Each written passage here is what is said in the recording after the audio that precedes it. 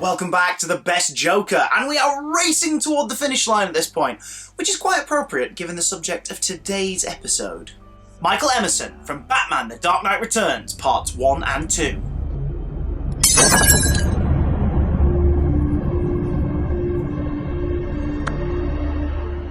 Performance, 1 point. Talk about unnerving! Emerson's voice floats effortlessly out of this Joker, like a balloon being slowly deflated and releasing nitrous oxide onto an unsuspecting crowd of children.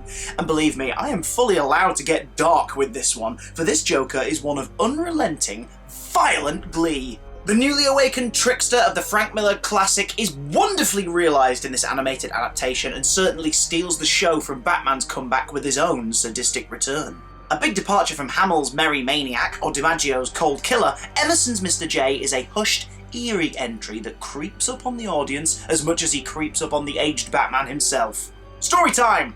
No points. Alas, The Dark Knight Returns is far from the Joker's story, and arguably you could cut out his entire subplot from both the book and the movies, and it wouldn't change the story that much. I know, sacrilege, you can't change the text, fair enough, but I've got to be harsh here. And his interjection isn't the biggest game changer of the tale.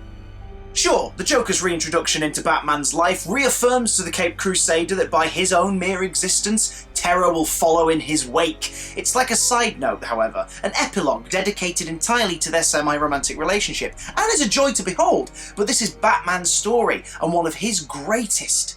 Joker has to take a backseat. I thought I was Batman's psychotic obsession. Laugh factor, no points. It's creepy, it's eerie, it fits the tone of the movie very well, but it's not really the Joker's gleeful cackle, so... sorry.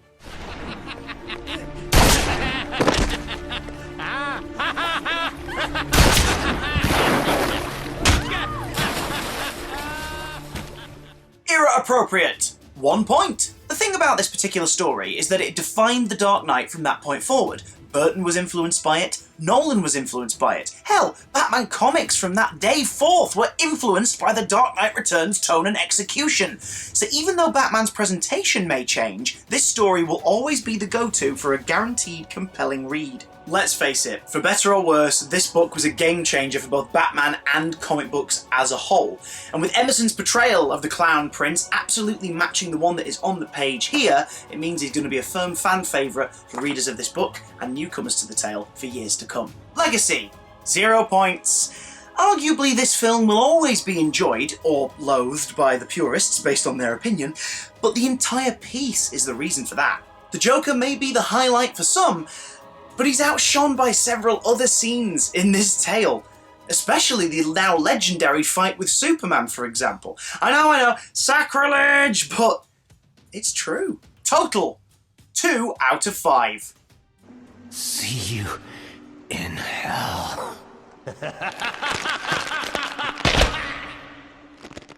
An undeniably effective performance, but one that sits perfectly in this tale alone.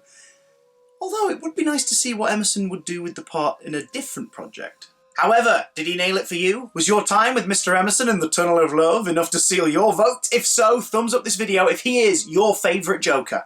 Next week, we head back into the Arkhamverse for the penultimate Joker of the series. But will youth be on his side?